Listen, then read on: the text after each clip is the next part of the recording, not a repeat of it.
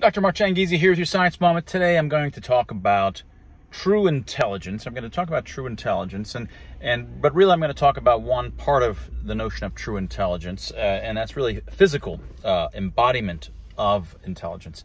And one way to segue into this is something that we talk about in Expressly Human, the new book by Dr. Tim Barber and I, is that really what most of us talk about when we're being overly intellectual and we talk about intelligence, we tend to talk about the chess playing, mathy, kind of nerdy notions of intelligence. And really, when we're not trying to be sophisticated about intelligence, really that's not at all what we mean by intelligence. The truly intelligent people in our lives that we say, yeah, they're smart, clever, so forth, are socially smart. They're socially clever. They know how to interact with humans and get along in the complex dynamics that makes human lives and social animals' lives complex and are constantly buffeting around. These are the folks that are truly smart. The folks that are only good at sort of the nerdy things are, in fact, in real life, you'd say they're just good at nerdy things, but they really don't know how to interact, and they're kind of dumb. That's the actual people who are being unreflective will talk in that way. And I think that's much closer to the truth. I'm not going to get into detail. We talk about that kind of thing a lot in the book.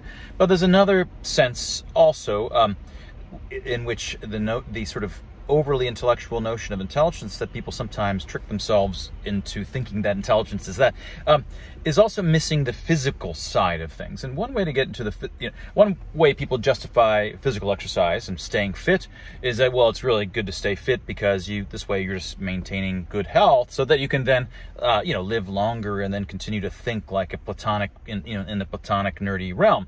But it's more subtle than that. When you're physically fit, you're smarter because of being physically fit, not because of the internal nerdy things that it allows you to do. So as one example of that, let me just give you an example from my research concerning pruny fingers. I think I've probably talked about this and used it as an example in talking about other things before. But so the story of why we get pruny when wet.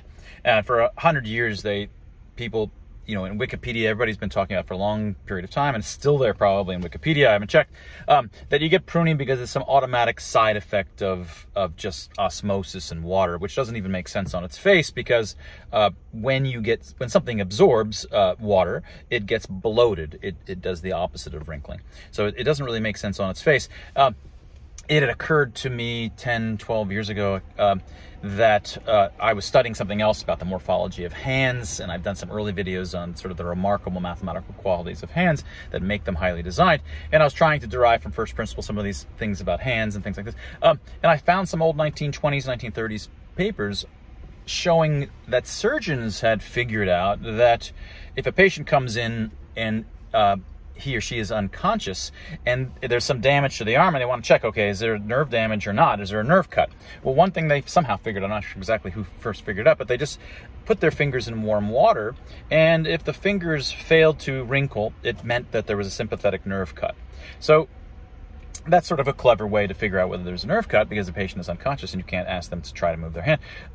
But what it also tells you is that, wait a second, this is neurally modulated. It is not just some local osmotic mechanism. And so in that light, I was talking to my graduate student, Roman Weber at the time, and I was talking this through. I was like, this suggests that it's neurally modulated. Maybe there's a good design reason for this. And we sort of batted it around for a while, and he goes, maybe they're rain treads.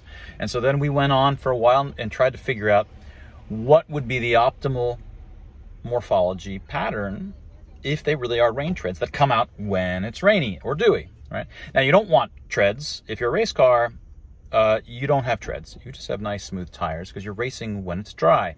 You want smooth tires because that's the maximum grip, maximum contact with the ground. There's no reason for treads. Our cars have treads. Our shoes have treads because they're all weather tires, because they're going to be out there sometimes in the rain, and you want to not hydroplane. You want to channel the water out so that you don't hydroplane on a thin film of water. Same thing for primates who are grabbing, and you want it to be the case that when it's wet, when you grab, whether it's your feet landing or on trees or on things, or where the hand's grabbing, you want it to optimally, efficiently, quickly channel out the water so that you don't hydroplane on thin films of water. All right, so, and this is what we were able to show. In fact, when you work out mathematically, what is the channels, the morphology, the shape of the channels, what would be the optimal channel shapes, so that it in fact optimally and efficiently channels out the water. You can actually work out that it has the same morphology that you find across the primates that have it.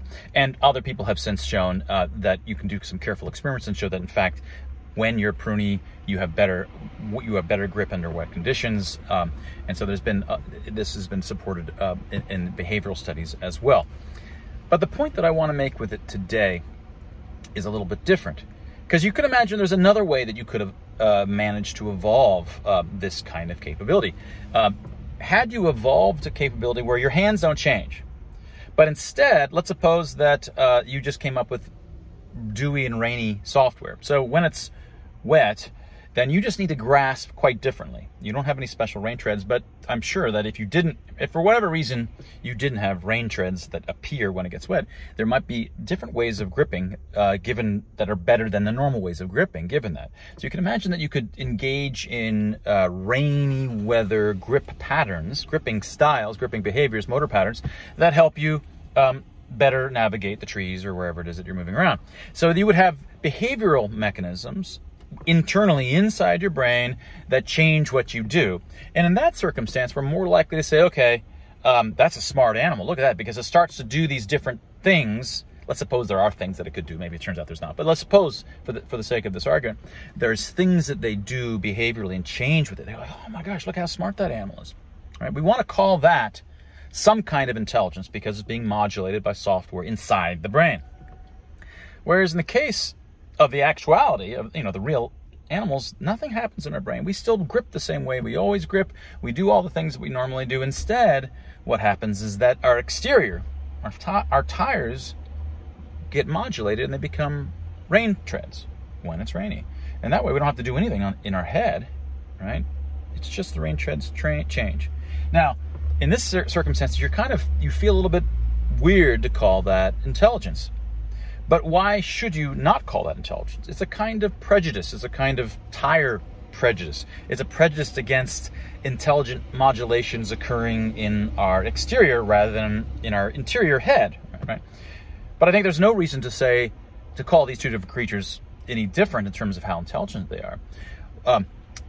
It's a kind of prejudice that we all have. We all tend to think, in fact, that humans are smart compared to the animals because we're just these plastic things and we're not filled with instincts. In fact, even in our heads, we're piles of a million instincts, not the general purpose learning machines that people think we are.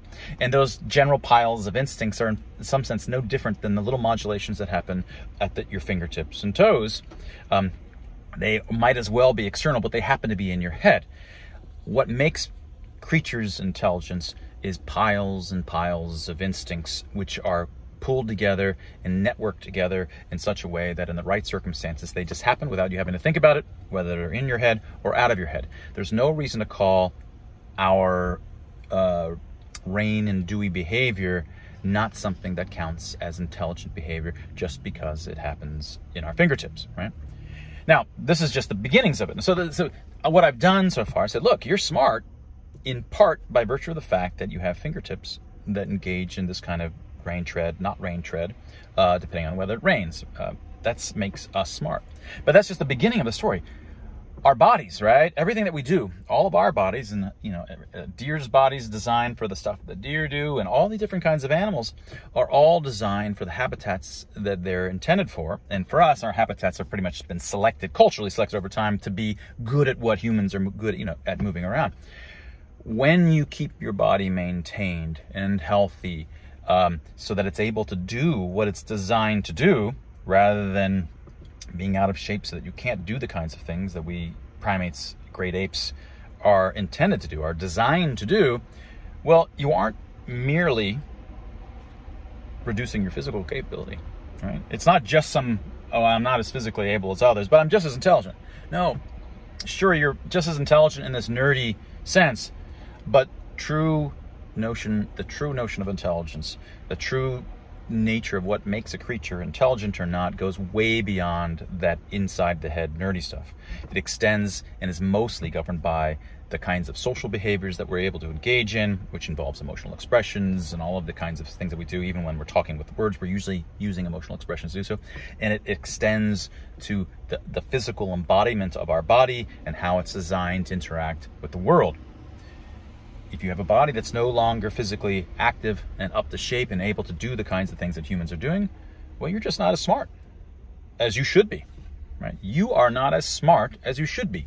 If you imagined, just to keep it, because I'm not extending it to many different kinds of examples, if you imagine that you had to do exercise in order of some kind to maintain your pruny rain tread fingers, and that if you stopped doing that, you wouldn't have good pruny rain tread fingers, then in wet conditions, you would no longer have the kind of grip that makes you seem an intelligent animal in some sense. You would have lost that modulation that makes you a more intelligent animal.